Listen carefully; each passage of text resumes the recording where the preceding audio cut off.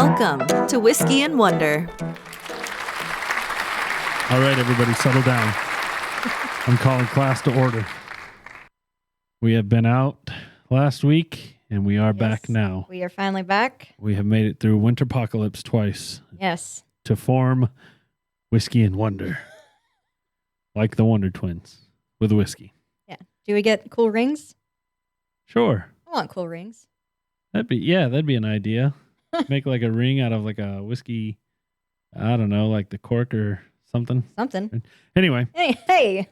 We are Whiskey and Wonder, where we drink whiskey and rate it and review it and give our opinions on it. And then we teach each other something we find interesting and fascinating. Yep. Hopefully something the other person doesn't know about. Yep. And also finds interesting. Yeah. And we try to teach you guys along the way. Yeah. And suggest whiskeys. Yes. I'm Megan. I'm Tyler. So without further ado, we're getting started a little late today. Yep. Because I had some plans already this evening. So we're going to jump right into things. All right. Let's do the things. So I guess really the only announcement we have at this point is just that episodes are releasing on Wednesday nights now. So they're ready for everybody Thursday mornings. Mm-hmm. Unless you are a Patreon subscriber to our $5 a month tier, and then you can get the episodes through Patreon, episode and video early. And yeah, so if you want the episodes Monday mornings, subscribe on Patreon.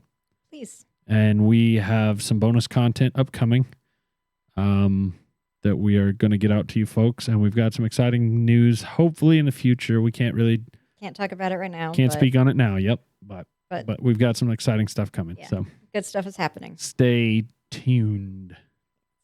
And that's really all we got for social media. For announcements. The next one's the social media stuff. That's what's on my schedule. So find us, at Patreon. It's patreon.com/whiskey and wonder. If you do want to subscribe for the early access, you can check out our website, whiskeyandwonder.com.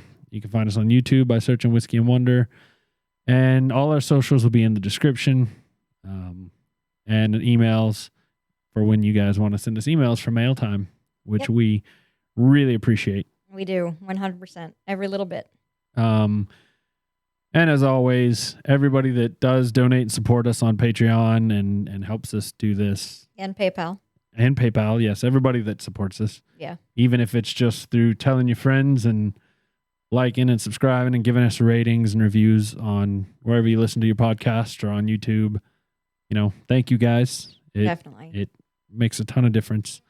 So the more exposure we get, the more we can expand this and keep it going. So yep.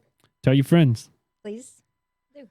And on that note, let's just jump right into what's been going on.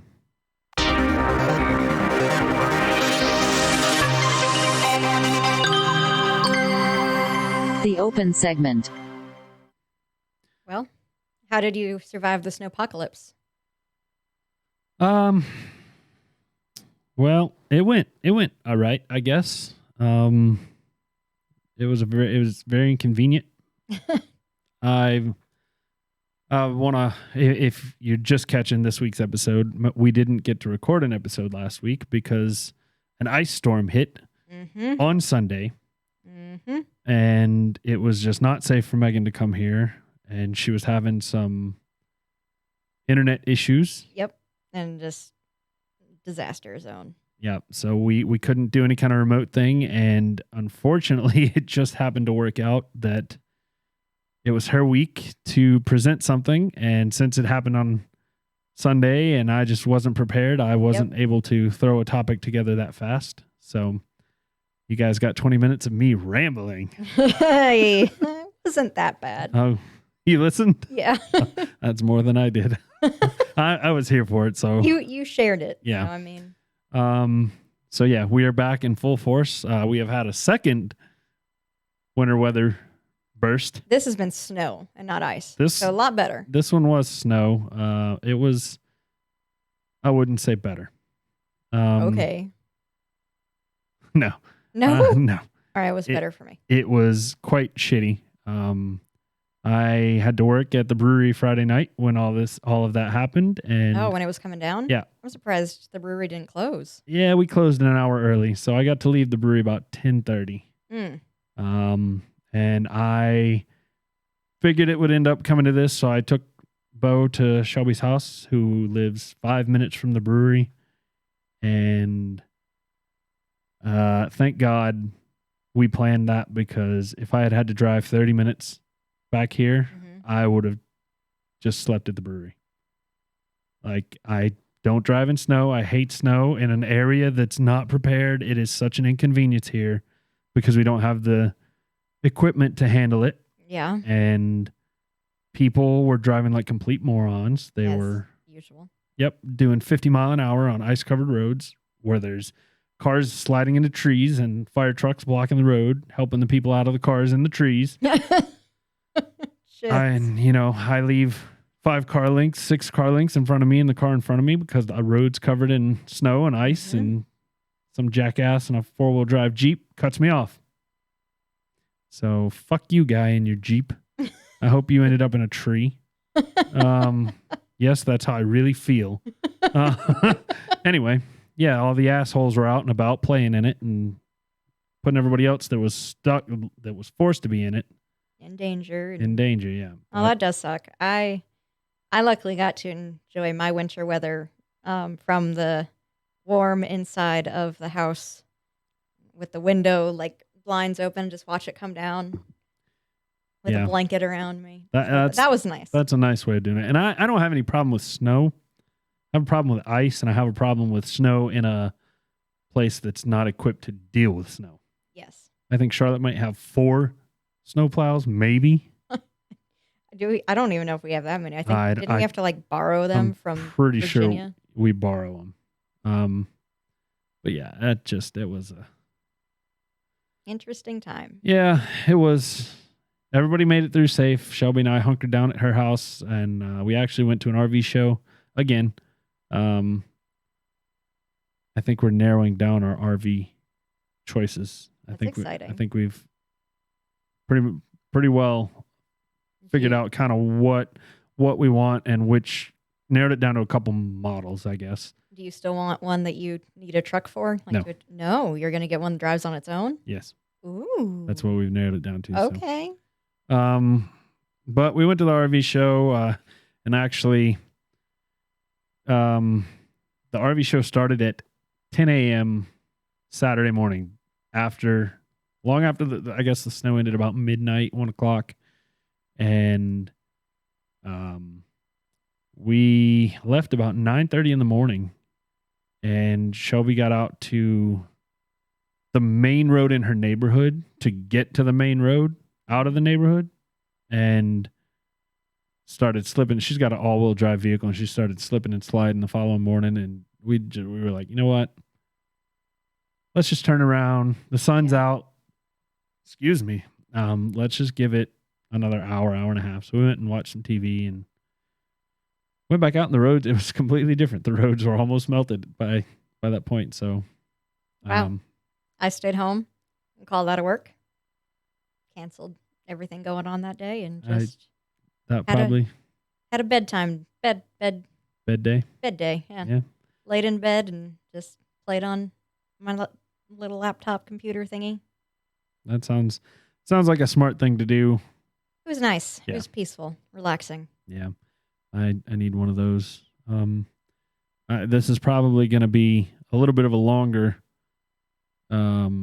open segment just because we haven't met in a couple weeks. I know you have news, and I just wanted to give a quick shout out to Papa Manning and Mama Manning and her father, who all I just found out have COVID. So oh no! I apologize if y'all didn't want me to share that, but I hope you're feeling better. I hope it's not too rough on you, and you're getting on through it. Yeah, I hope so too.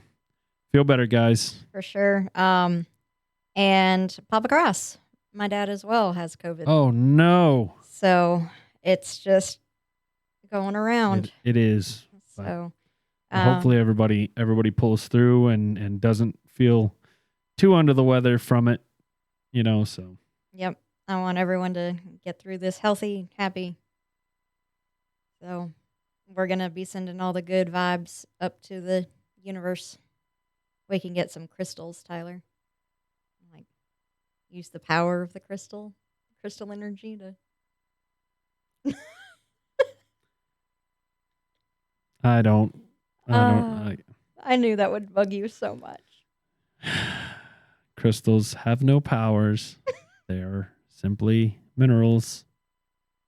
If you believe that, you're a moron. I am so sorry. I'm in a blunt mood today, guys. Yeah, I'm not gonna lie. Thinking about that guy in the Jeep kind of got my blood boiling again. God. So I'm just kind of in tell it like it is mode. All right. What's the difference between a rock and a mineral? I think I ask this every rock time. Is made up of minerals. Okay. So crystal is just one mineral. Typically. Okay. You can have,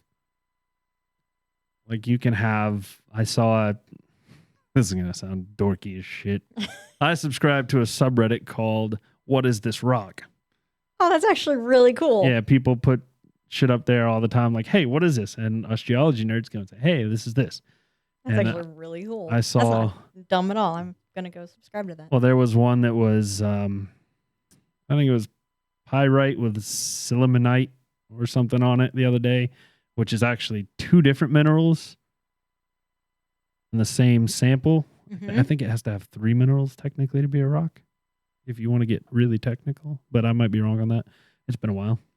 That's actually really cool, and I can't find my Reddit button, so please remind me to subscribe to What Is This Rock? All right, I will. But yeah, that's really cool, actually.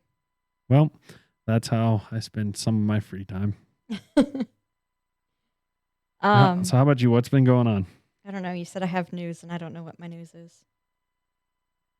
Your cat? Weren't you guys getting a second opinion? Oh, has it been that? Have we not gone to the oncologist yet? Last I talked to you guys, I don't believe so. Oh God. Okay. I'll put it this way: I only know the news because Shelby shared it from Facebook. Okay. Wow. I thought we had had an episode since then. I don't think so. Okay. Well, we took Daenerys, our cat, Danny, to the oncologist to see what's going on, and this is a fantastic oncologist. She was super sweet and nice. However, her approach to what she told us was horrible. Oof. And Doc, if you're listening, like that probably should have rephrased. So, because of COVID, we cannot be in the room like with her. We're like in the car, and she like has to call us and talk to us over the phone. And she calls, and the very first thing she says is, "I think your doctor was wrong." Okay. And she immediately, so, I got just a little bit of hope, like, oh, it's not cancer. And immediately she goes into, it's worse. Ooh. Yeah. So you watch Futurama. Yes. Tinny Tim, you raised my hopes and dashed them quite well, sir. Yeah. So Lord. I felt that painfully. So she has either SSC or SCC or it's typically when cats get tumors in their mouth or jaw area. It's the most common cancer it is, and it's also one of the most lethal. So our only option, like, to increase her lifespan would be to completely remove her bottom jaw and have her on a feeding tube the rest of her life. And even then, only 10% of cats live a year past that surgery. We might have talked about this, actually, because I think I remember saying you and Houston decided y'all were going to give her the best life you could. Yes. I think we did talk about this. Yeah. Maybe. I can't remember. Just in case. Fill us in. If you hadn't, so we did decide that, like, we're not going to put her through that trauma and that pain. We're just going to make her as happy as we possibly can. She's been getting All the treats. spoiled, all the treats, all the love. She's on painkillers, and she's getting, the creme de la creme of the cat food and treats. And I ordered her her favorite toy in the entire world. I ordered another one off Amazon so she can have a brand new one for a little bit. And That's sweet. we're just keeping on. That's all we can do.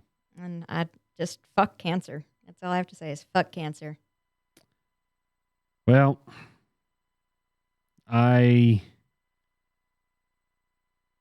you saying that triggered something in my memory, and this is going to sound dumb because it was yesterday, but from the RV show. And there's like a little booth set up there, and this one guy was selling cookware.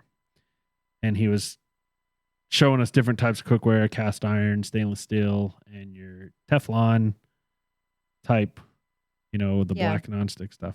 Yeah. And he pretty much said, this stuff right here, held up the Teflon. He's like, that'll kill you. That'll give you cancer. Get rid of it if you have it in your house. And if you think back to, that was a long time ago. But if you go back and listen to episode 4. Oh my gosh. PFAS, PFOA, PFOS. Yep.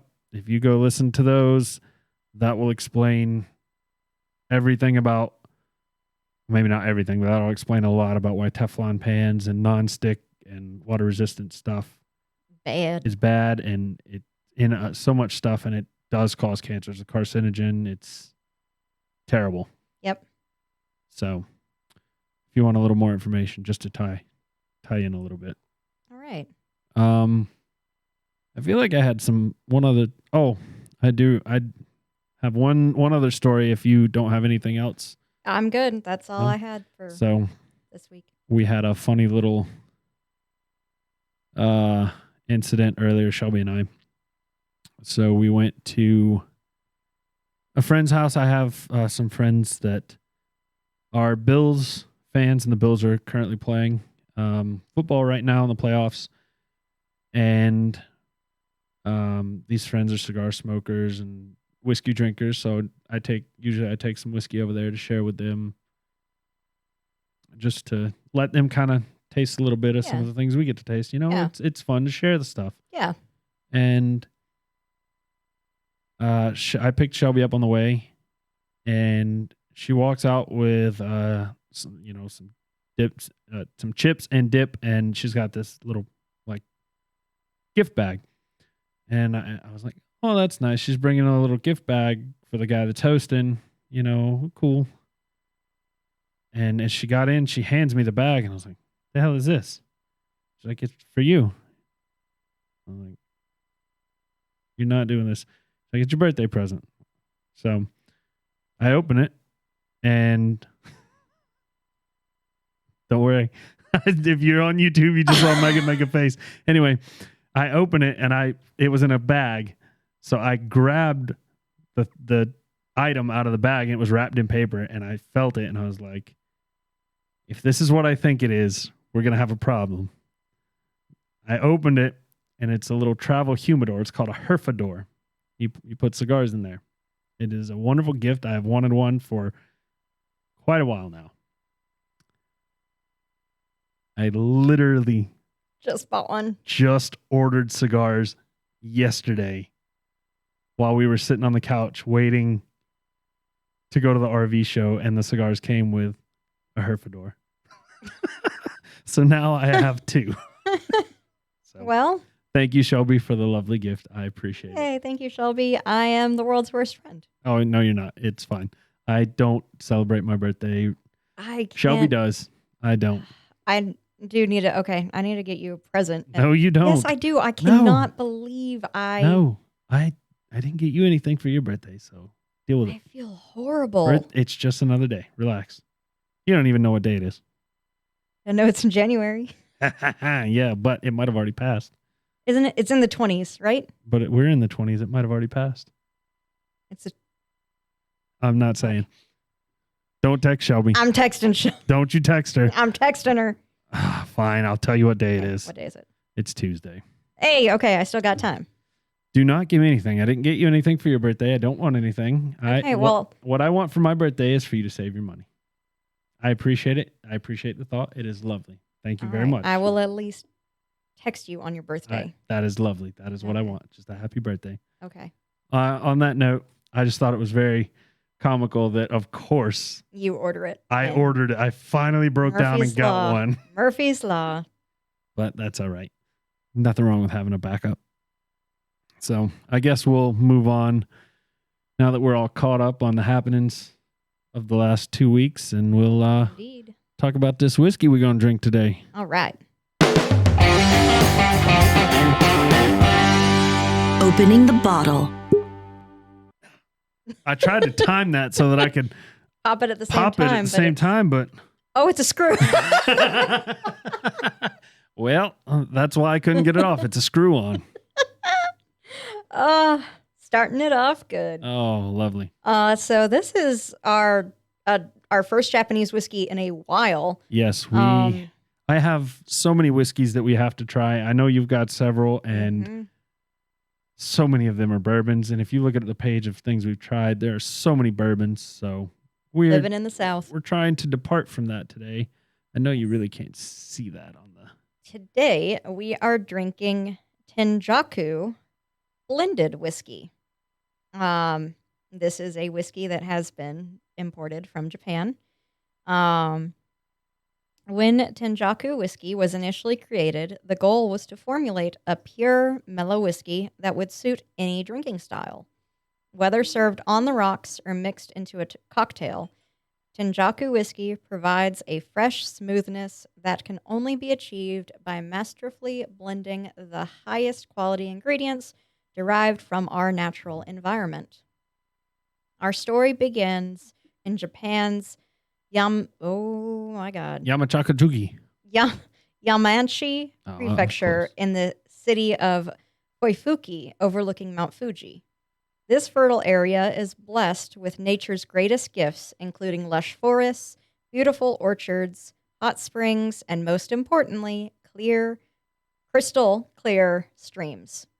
This natural spring water is the lifeblood of Tenjaku whiskey.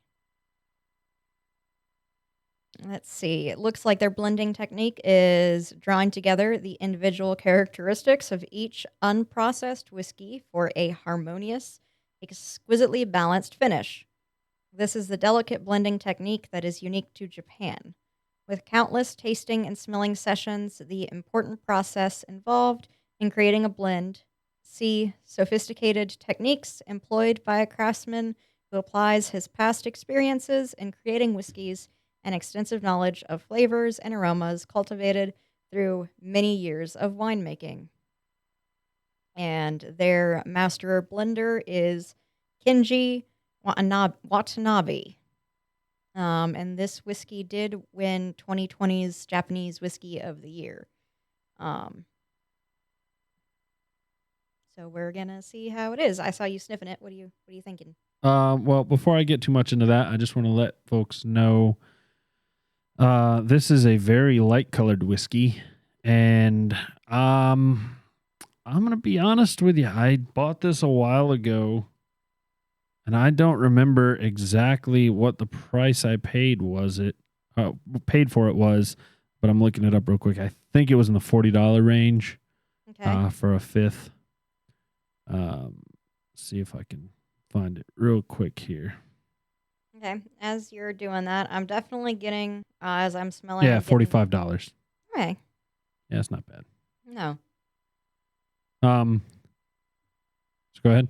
I'm getting definitely honey, and specifically honey. That is the smell I'm picking up, not any other type of like sweetness. There's definitely floral in there. I smell I definitely smell floral, but it's kind of muted. I agree. The honey, the floral, I smell a creaminess. It almost smells kind of like creamy.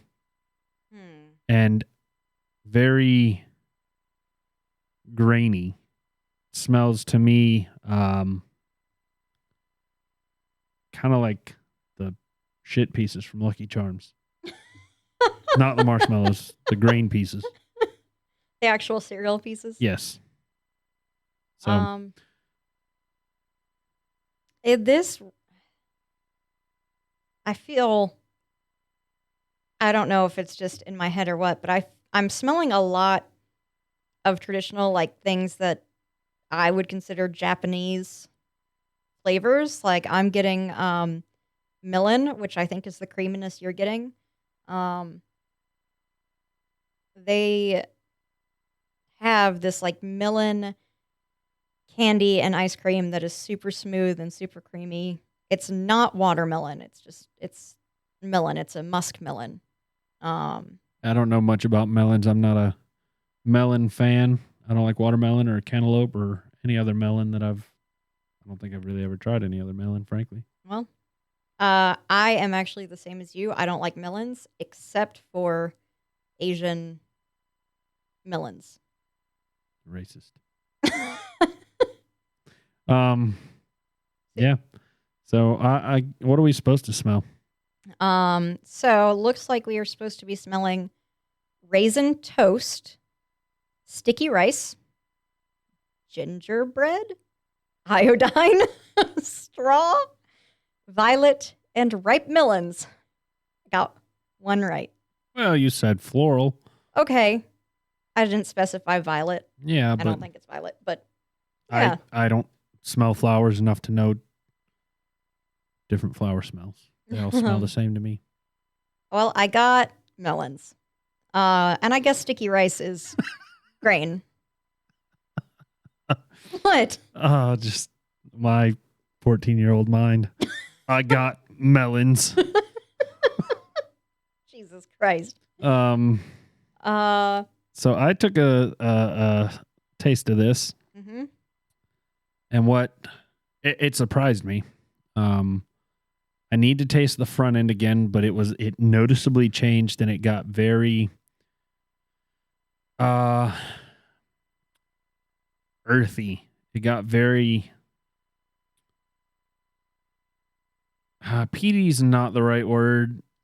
It was like a little bit scotchy. peaty. Yeah, it is. Makes me think of a scotch. It is, but again, Japanese whiskey is supposed to be modeled after scotch, so or it's typically modeled after scotch. As far as the burn goes, this is 80 proof. So there wasn't much burn. It very, very slight. And I'll have to try again to, pinpoint what kind of spice that is. Wow, definitely was not the flavor I was expecting from the smells. It definitely is way more earthy than I would have expected.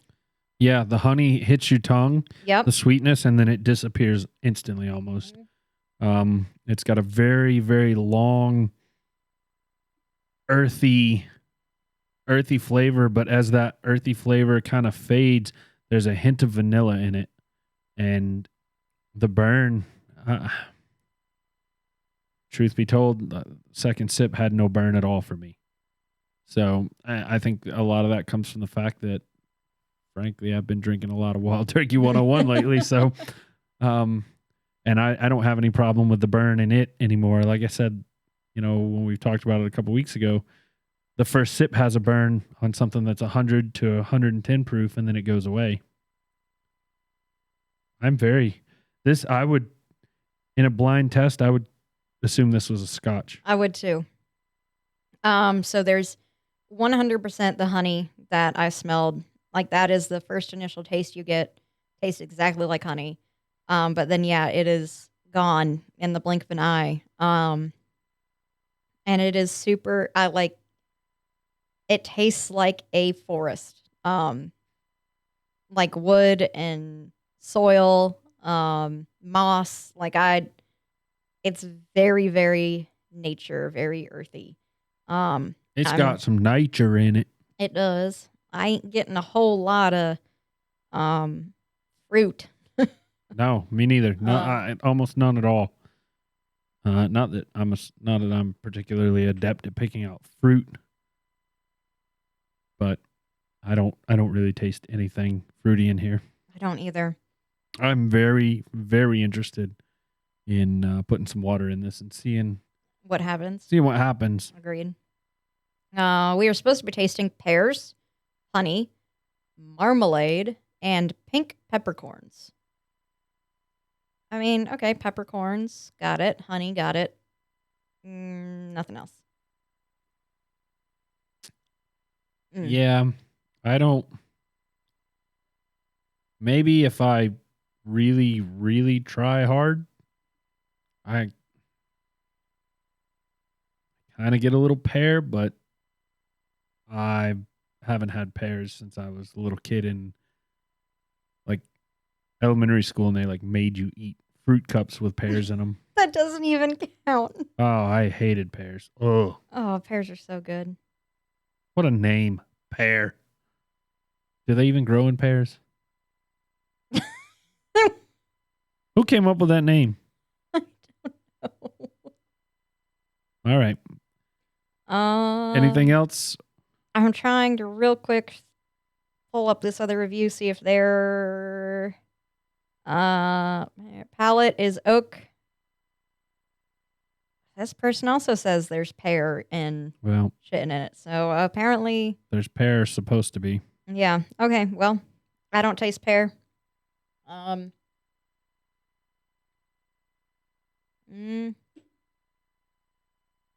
Honey forest. That's what this is a honey forest. I definitely get the I get peppercorn. I couldn't distinguish it as pink peppercorn. I've never had just a pink peppercorn. I could distinguish like a Szechuan pepper. That's got a little bit of a citrusy flavor to it, but I've never had just a plain pink peppercorn, so I couldn't distinguish that from black pepper. But yeah, that just tasted like a peppercorn to me. Yep. So. All right. Well, I guess we're gonna sip on this. I guess we are gonna sip on this, and I'm gonna learn something today. Hopefully. Yes, you are. If I can find my button here.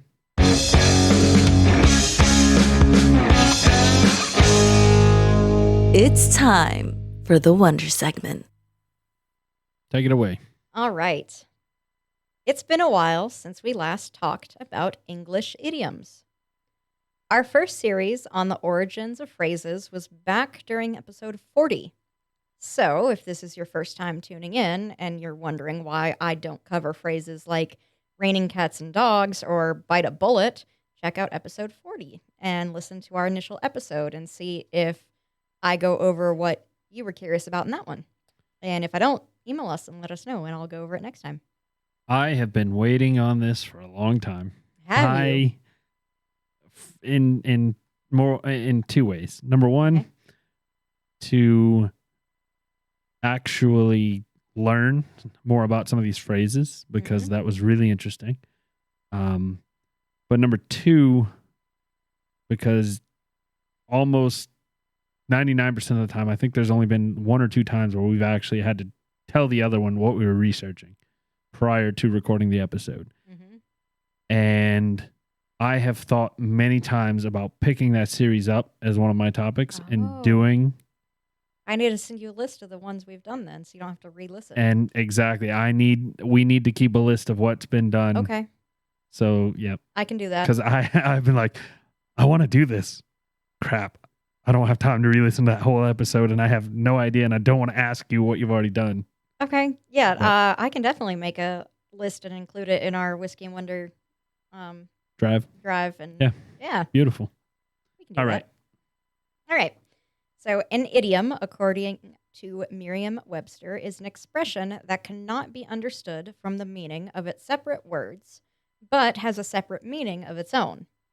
Idioms exist in every culture, country, and dialect across our planet. For example, spill the beans does not refer to the act of dropping legumes onto the floor. Instead, it refers to sharing a secret. A non-native English speaker, however, would probably be confused if just presented with this idiom. Just like the last episode, I want to start by sharing a few foreign idioms. I'm not going to attempt to say these in their language. I'll only give the rough English translations to avoid embarrassing myself and offending anyone from these countries. Also, I want to see if Tyler can guess their meanings before I reveal them. Excellent. So, Did we do this last time? I think we did, yes, right? we did. Yeah. And I think I got one out of all of them. 7, I think I did total. Yeah, I might have got 1 or 2 because I had heard them before. All right. So this is French. The Noonday Demon. Well, my gut tells me. So, if I remember right, the last time we did this, I tried to interpret them very literally and was wrong, as I said, almost every time. The Noonday Demon strikes me when my gut goes literal and it says something like you're too full after eating lunch and you need a nap. But I'm going to go with a hangover. Okay. Being hungover. Those are actually both really good guesses. But it actually refers to a midlife crisis. Ah. Rather than referring to the strange restlessness that affects many humans in middle age, the French refer to it as a demon, and it has its roots in biblical beliefs. To wear a cat on one's head. This is Japanese. Oh, why do I feel like I've heard this one before?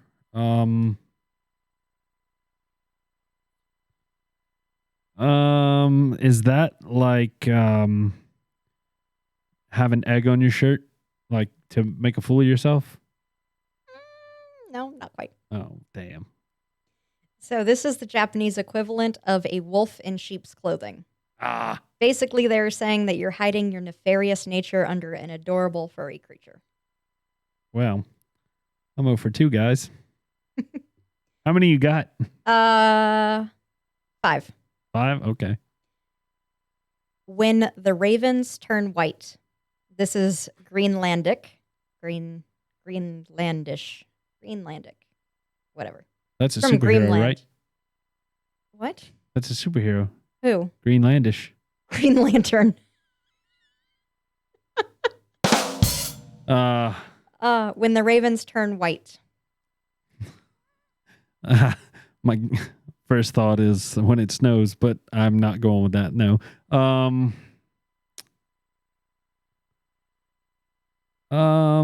When someone proves that you're lying. When pigs fly. Means that will never happen. Damn. I feel like I'm getting better though. Yeah. Do you like sausage? This is Dutch. Yes, I do. Mild or spicy? All the sausage. Do you like sausage? You want to get it on? I mean, No. What else? Not even close. All right, let me take a serious shot at that one. Do you like sausage? Oh Lord. I mean, that's literally where my mind went, was like maybe it was a pickup line or something, but I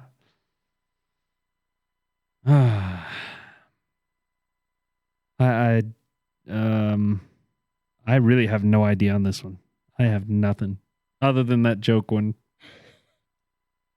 Do you like sausage is Dutch and is asked after someone else asks an obvious question. Its English equivalent would be, does a bear shit in the woods? All right. And our final foreign is going to be, there's no cow on the ice. This is Swedish. Everything's good to go. Yes. Yeah. There is nothing to worry about. 40%, baby. Woo! Hey, that's not bad. I mean, that's not passing, but it's not bad. Hey, I'll take it. What's You- the curve?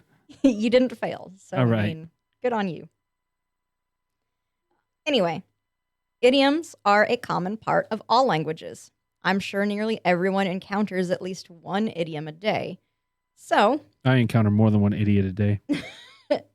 Amen. True. So let's get on with learning about some common English idioms, what they mean, and where they originated. Let's start with loophole. A loophole is a legal technicality that allows someone to escape a difficulty of some sort. This begins in the Middle Ages and in castle walls. A loophole was a small open slit in the side of a wall so that an archer could shoot an arrow through. These small windows appeared to be impenetrable to most, but a child or small adult could squeeze through and use them as an entrance or exit. A loophole is an out in a seemingly airtight situation that only a clever few can use. That has another meaning if you listen to Time Suck by Dan Cummins. I don't know what did he say? Do you remember? You're shitting me. No. Oh. What are we talking about? Poop hole loophole. Oh, God, not. I thought you were being serious. Oh, Dan. Everybody go listen to Time Suck by Dan Cummins. Wonderful podcast. Hilarious. If you have a fucked up sense of humor, like I do, and Megan does. Yes. All right, a dead ringer. A dead ringer is something. Am I supposed to guess this? Oh, do you want to? Like right on the nose. Like you got it absolutely right. Do you not know what a dead ringer is? You've never heard that before? I've heard a ringer, like you get a ringer in horseshoes and it's like right on the pole, right on the post. I mean, you got it right on. A dead ringer is like you're a dead ringer to your dad. It means you look. Oh, you look just like him? Just like him. Oh, no, I hadn't heard it in that context. All right, so a dead ringer is something, typically a person, that closely resembles something or someone else. The origins of this expression are often disputed, some citing horse racing, where one would switch out a horse with a different one that looked nearly identical to rig the race. But it apparently has a perverse beginning. Comas in medieval Britain were not fully understood by the medical profession, and anyone not showing signs of life was presumed to be dead. On some occasions, when bodies were later exhumed, evidence was found suggesting the person had been buried alive. Their fingernails were worn down, and there were scratches on the roof of the coffin. To combat this frightening thought, people started putting a rod into the ground with a bell at the top and a string around their loved one's wrist. This way, if the person came back to life, they could ring the bell and attract attention to themselves. This did occur from time to time, and if the person was later seen in public and anyone suggested a likeness to the person that they used to know, it would be said that they are a dead ringer. By the late 19th century, the phrase had come to mean anything that is an exact duplicate. That is creepy AF. Oh, we're not done. Saved by the Bell. Have you heard this one? I've heard of the TV show. All right, let me guess the ones I've not heard of. Okay. That one you're saved just in the nick of time? Yeah. Yeah, okay. Yeah. This refers to a last-minute rescue. Okay. Saved by the Bell has several conflicting explanations. One relates to boxing, and the bell is rung at the end of a round before a knocked-down boxer has been counted to 10. If this happens, the boxer is allowed to continue fighting at the start of the next round. Another theory is that it stems from a guard at Windsor Castle in the 19th century falling asleep while on duty. He denied the charge and, in his defense, said that he had heard Big Ben chime 13 times at midnight. The mechanism in the clock was checked, and a cog had in fact slipped, and he was correct. He had been saved by the bell. But the likely origin predates both and is the same as the explanation for dead ringer. Again, when a person was buried alive, they could ring a bell that would attract attention and allow them to be saved from certain death. Thus, they were saved by the bell. What about graveyard shift? Yeah, I know that one. Okay. So a graveyard shift is a late night work shift, typically from midnight until 8 in the morning. This is another one that you can find multiple meanings on, and many people arguing about on Reddit. Nevertheless, some think this simply refers to the quiet ambiance of working at such a quiet time in the evening. But of course, the more fun answer also goes back to Dead Ringer and Saved by the Bell. Supposedly, once the bells had been installed to alert that someone was buried alive, a person had to be at the graveyard to listen for if anyone woke up. At night, everyone went to their homes, and someone had to stay in the cemetery to listen. Thus, they worked the graveyard shift while everyone else slept. That is personal anecdote time. My dad, when I was younger, always worked swing shift. And I always got this creepy mental image whenever he had to work graveyard. And it was just, I don't know, kind of like think of, not Bigfoot, Gravedigger, the monster truck. Yeah. Kind of like what's on the side of Gravedigger is Oh, what yeah. I pictured in my head It's hysterical when I was a and little amazing. kid, yeah. Okay. I'm done with these spooky idioms for now. And if you do further research, you will find all sorts of people arguing. But as I stated during our first Origins of Phrases, I like to choose to believe the most fun of the tales. At this point in our history, there is no telling exactly where a lot of idioms came from. And so, as with everything, take this with a grain of salt. Speaking of, grain of salt. Yeah, I know that one. Okay. Meaning to be weary of what you've heard or to remain suspicious or cautious. This idiom owes its origins to ancient Rome. The philosopher Pliny the Elder wrote the story of King Mithridates VI of Pontus in his book Naturalis Historia in AD 77. Pliny the Elder or Pliny the Elder? Is it Pliny? Yeah. Okay, I've always heard Pliny. Oh, I've always heard. I mean, there could be two. I know Pliny the Elder because there's a beer. I'm called sure Pliny the it's Elder. probably Pliny. Okay. I don't speak good. So we're We gonna know talk good. we're gonna go with Pliny the Elder. Okay. The king had built up his immunity to poison by regularly ingesting small doses of a poison recipe. 2 dried walnuts, 2 figs, and 20 leaves of rue, all ground together. Smart. Additio salis grano, Pliny recounted. Add a grain of salt to make the mixture more palatable and easier to swallow. The Latin word salus has 2 meanings, one being salt and the other being wit. Thus, the philosopher could have been saying to do so with caution. This is the best guess historians have to why we use this idiom in this context today. I actually used that one on the way home. Grain of salt? Yep.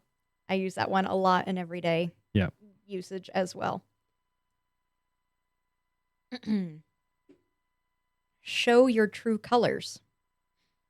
I know that one, but it makes me think of was that Cyndi Lauper that did it originally? But Phil Collins covered it. I see your true colors. Anyway, sorry. Yep. I'm distracting you. So this means to reveal your true intentions or personality after purposefully hiding it. In early 18th century naval warfare, the flag of a ship's home country was called its colors. Under the Articles of War, published in 1757, ship captains were obligated to run up their country's flag when going into battle to identify the nationality of the ship. But, as a method of deceiving the enemy, unscrupulous captains would run up a different flag, perhaps to fool the opposing captain into believing they were an ally. By doing this, the ship was able to get within firing range. With the element of surprise on his side, the captain would only then hoist his actual flag and show his true colors before firing on the enemy to gain an advantage. I see your true It's going to be stuck in my head all night. All night. So, thank you for that. You're welcome. Wear your heart on your sleeve. I know this one. Okay. It means to show all of your emotions and feelings. Wear your heart on your sleeve derives from medieval jousting matches. When a king's court held a jousting match, it was customary for the competing knights to dedicate their performance to the woman they were courting. To show that he was representing his sweetheart, a knight would wear the colors of the lady he was supporting and cloths or ribbons tied to his arm. He was symbolically, wearing his heart on his sleeve. The phrase was popularized by Shakespeare in his 1604 play Othello, when he wrote, quote, "I will wear my heart upon my sleeve," end quote. The die is cast. I know this one. Okay. That means something is past the point of no return. It cannot be undone. The die is cast is an expression that originated in ancient Greece. A die is one pair of playing dice, and to cast means to throw. The phrase began around 300 BC with the Greek dramatist Menander.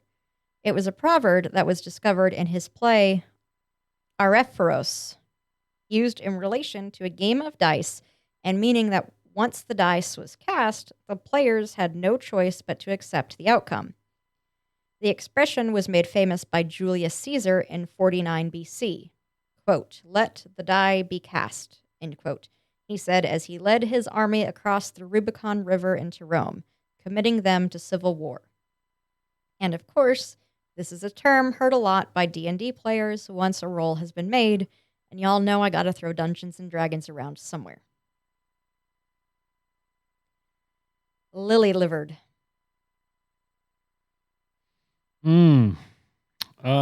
I've never heard that particular one, but I assume that it's something like that's where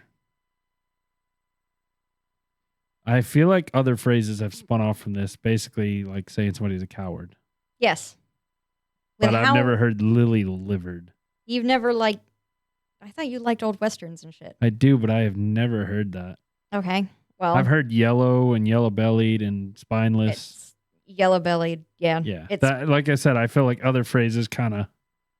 So it's a coward or cowardly behavior. Oh, no. I forgot I wrote this. Let's see if I've drunk enough to get this quote in a different voice without losing my shit. Nope, I'm not going to be able to do it. I don't know why I thought this was a good idea. All right. I got to take a drink. Tyler, help me. All right. You take a drink. I'm over here just marking away potential sounds for the end here. All Good right. luck. I'm not ready for this. Oh, shit. Why did I do this to myself? Me. Fo, fo, fo, fo, fa, fee, fa. The quick brown fox jumped over the lazy brown dog. I can't do it. Okay. Wait, no, that's typing. That is typing. Okay. Oh, I'm not going to be able to do it. I'm so sorry for anyone listening. Just get it over with like a Band-Aid. Oh, fuck. I'm not going to be able to do it at all. Quit psyching yourself out. Do it. Okay. All right. I can do it. Yeehaw. All right. Not going to be able to do it justice that I thought I would be able to do it writing this. Any one of you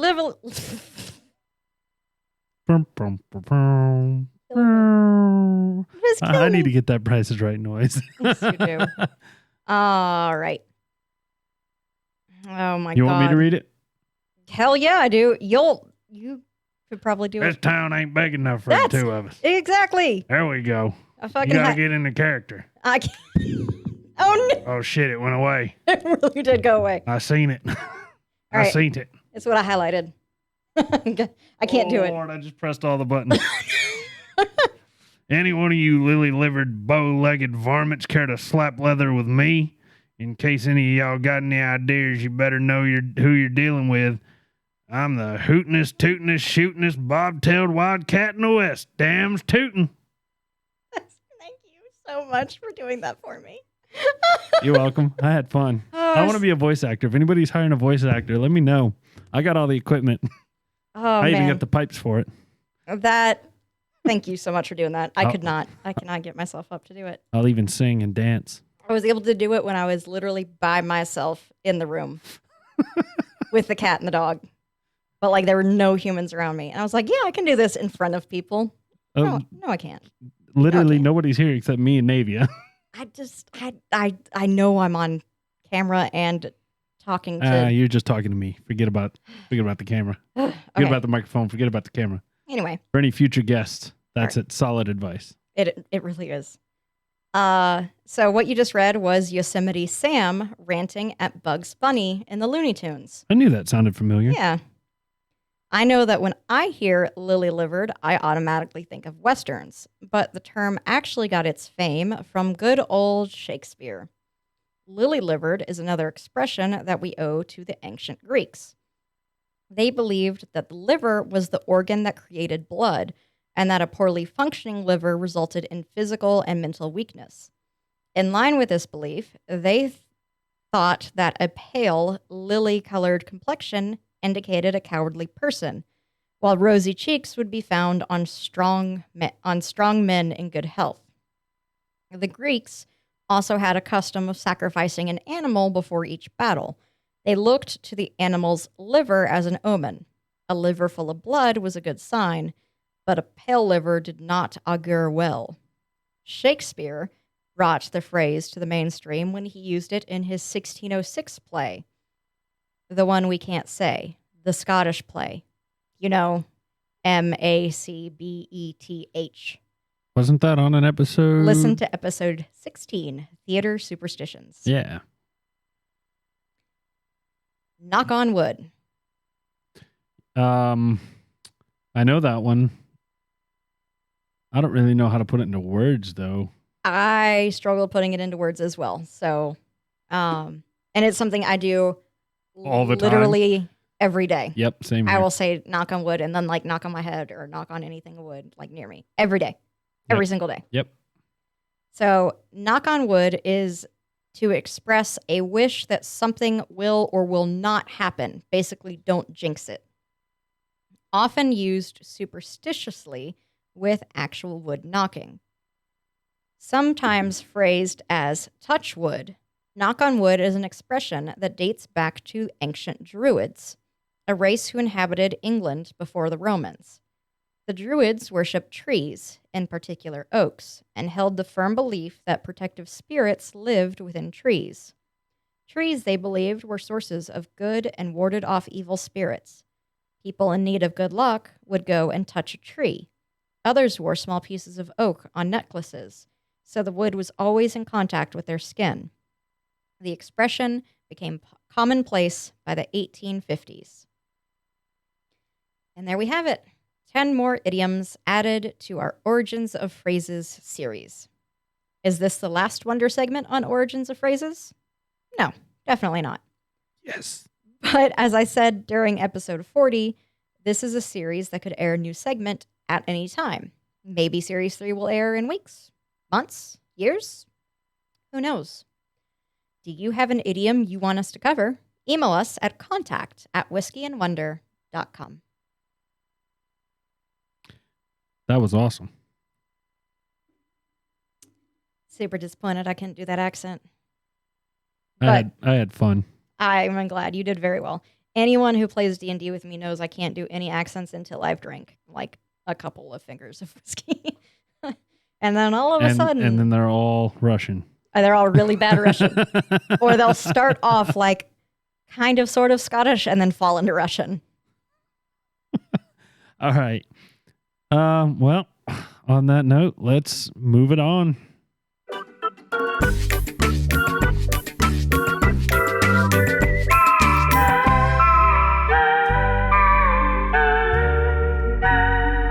Trivia with Tyler. All right. So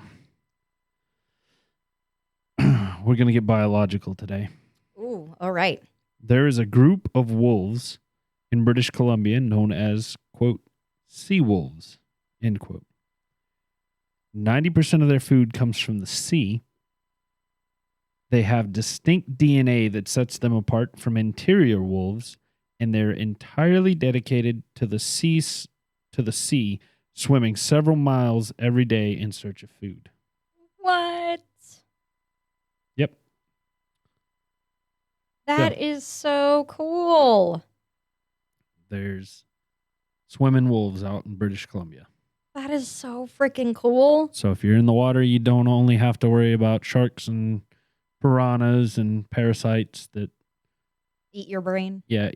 eat your brain, but also swimming wolves. That's amazing. I would go into the water for a swimming wolf. I can see that. And I'm going to leave it at that. I was a weird wolf kid. All right.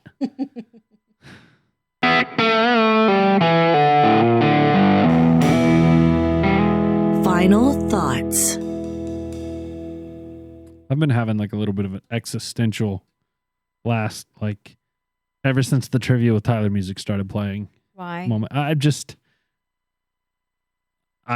haven't messed with the any of the drops in a long time, and I remember how excited we were when we got Mars to do the voiceovers and found all the cool music and everything. I had an existential moment. Oh. It was I just stepped back and was like, damn, this is pretty freaking neat. Mm-hmm. We did the thing. We're doing the thing. We are doing the thing. So speaking of neat, we started drinking these pretty neat. I added some water to mine. Mm-hmm. Oh, excuse me. Have you? Yes, and it significantly changed the flavor for me. It got rid of a lot of the earthiness, and it really brought out the fruit and the sweetness in my, like, the earthiness is still there, but it's not as overpowering as it was. I agree for the most part with what you're saying. It definitely toned it down. The pepper is about the same.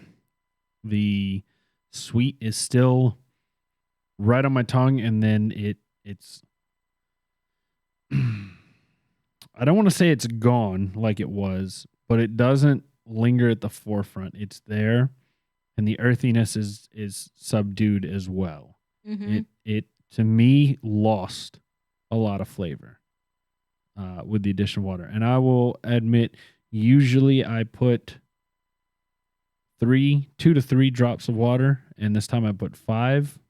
The reason I did that is because when I poured, originally I poured myself a finger, and then I poured Megan, and I poured Megan's a little bit fuller than mine, so I took her glass and gave her mine. Thank you. Yep. So I had a little more than I usually have, unless it's something I really like. Usually by then I've dipped back into the bottle. So yeah, it muted it a little bit. Not too badly though. It's still got a lot of flavor. Yeah. I mean, I like and dislike the word muted. Because I don't feel like it. Okay, muted. It turned the volume down on the floor. Yes. It didn't mute it. It just turned it down a notch or two. Yeah. It tuned it down and it just relaxed it a little Mellowed bit. it out. Yeah. I like that more. Okay. So it definitely it mellowed. mellowed it out. That's all right. That I like. Yes. Okay. Yes. Well, I'm gonna let you go first because I know you are a Japanese whiskey fan. This got me into drinking whiskey. Our first whiskey was a Japanese whiskey on it way back on episode 1. Yep. Which we'll need to redo at some point because we didn't rate it. We didn't rate half, like the first 4 or 5, and then randomly episode 7. I don't know. I don't know. We've been working at this for a while. Hey, we're getting better now, though. We are. Every episode we get a little bit better. Yeah. This is not as good as Suntory, first and foremost, just to throw that flag down there. And And Suntory is what we did on episode 1, which is what I absolutely loved. We have done 1, 2, 3, 4, 5 other. Yeah, 5 Japanese. Japanese. This is number whiskeys. 6. This will be number 6. Oh, wow. That's more than I thought we've done. You have rated. I know Suntory is high on your list, but you didn't give it an official rating. Out of the 4 that were officially rated, you have gone 7 or higher on 3 of them. Okay. This is the worst of the Japanese whiskeys that we've had. I don't believe that. Really? You rated the other one a 3. Oh, I don't even remember that one then. I guess I blocked it out. It was. Yeah, I think this was a Flaviar. Oh, a sample little we got, sampler. Yeah. Which, by the way, Flaviar, work on getting shipping Please. back to North Carolina. Like you had it there for a while. Yeah. What happened? Damn Bible Belt laws. Stupid. I guess this is a below average whiskey. Like, if you were going to try Japanese whiskey, this would not be one I'd be like, yeah, try this as your first one. Maybe if you were a Scotch drinker and you were wanting to branch out and try something new, this would be a good foot in the door onto a different style of whiskey because it's very Scotchy. So I'm gonna do a 4. It's just a little bit under average. Okay. In a sharp contrast to you, for the most part, I have rated most of the Japanese whiskeys we've done low to middle of the pack. I've got a 2, 2.5, 4, and a 6. Wow. And I kind of had the sneaky suspicion based off of the color before we even opened the bottle that this was kind of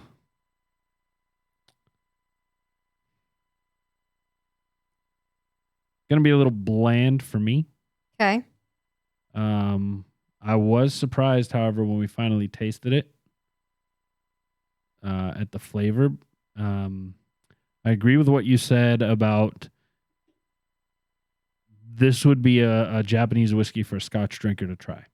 Yeah. And I am rapidly developing my Scotch palate, I think. I have gone back and had a couple of the Scotches we've done on here before that rated kind of, they were middle of the pack. I would probably bump them up a couple points. Wolfburn. No, I ain't. No, never again. Well, I'll never say never. Never say never. Yeah, I'd try Wolfburn again. So with all that being said, I'm gonna dive almost right down the middle with this one. I'm gonna give it a 5.5. Okay. Yep, it's a little bland, but it's got a very nice Oh, don't shoot it. Scotch flavor. Hit. No? Hit. Ooh, that's not good. I'm not going to shoot it, guys. That was a terrible face, a terrible noise. Go check it out on YouTube because that was pretty rough. Don't shoot it. Oh. Yeah, so I'm going to go with a 5.5 on that one. Ooh, Megan's alarm. I have to take my crazy person meds. Oh, nice. Funsies. Well, guys, that's probably that is gonna do it for this episode of Whiskey and Wonder. We're glad that you shared a little bit of time with us this week. Yes, thank you for sticking around and doing everything you guys do, listening, rating, reviewing, subscribing. Everything you do helps out. Yes. Thank you guys. Please continue to spread the word and share us and order merch and supplies and stuff. Like I said, we're coming to you with some bonus content and we've got some news coming up. We just don't have the final details on, but we are working on it and we're excited for that. For sure. for everybody that we mentioned at the beginning, Papa Cross, Papa Manning, Mama Manning, and her dad, and anybody else listening that has folks afflicted with the COVID. You know, I hope everybody out there is doing well and gets better soon and doesn't have too hard of a time with it. For sure. So on that note, guys, Thank you, guys. We are going to sign off for this week. We look forward to talking again with you next week. Shoot us an email, please, at contact@whiskeyandwonder.com. That being said, thank you guys for everything you do. We love you. We appreciate you. Don't drink and drive. Cheers.